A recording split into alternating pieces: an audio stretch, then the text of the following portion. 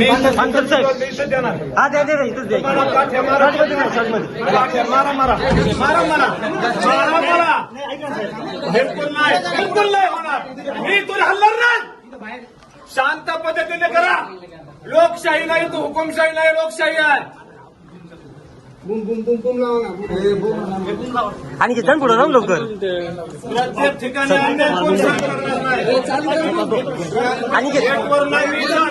Collector साहेबांच्या समोर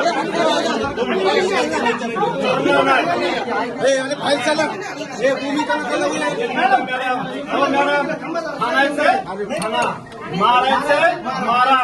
स्वामी तुम्हाला काय करायचं करा. हात अडकला हात अडकला हे अर्ज पुढे माझा उमेदवारी अर्ज मी स्वतः आले सूचकामार्फत घेऊ नये. कुठल्याही प्रकारच्या माघारीच्या अर्जावर मी सही केलेली नाही. मी माझ्या आई वडिलांना स्मरून सांगतो, सर्व नगरसेवक मतदारांना स्मरून सांगतो, हे माझे विड्रॉल हे डुप्लिकेट जर असेल, जर केलं असेल तर तो डुप्लिकेट असेल. माझी विड्रॉलवर सही नाही. जर चुकीच्या पद्धतीने जिल्हाधिकारी साहेबांनी जर निवडणूक अधिकाऱ्यांनी काम केलं असेल तर मी आत्मदहन करणार आहे. हे माझा पणन महासंघाचा राजीनामा. त्यांना पणन महासंघ लागतंय ना, घ्या. हे पणन महासंघाचा राजीनामा. राष्ट्रवादी काँग्रेस पक्षाचा कार्यकर्ता आहे मी, दादांचा कार्यकर्ता आहे.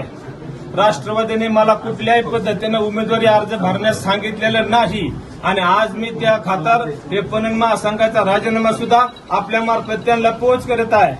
परंतु कुठल्याही पद्धतीनं त्या 461 आणि 662 त्या मतदारांच्या मी अन्याय होऊ देणार नाही.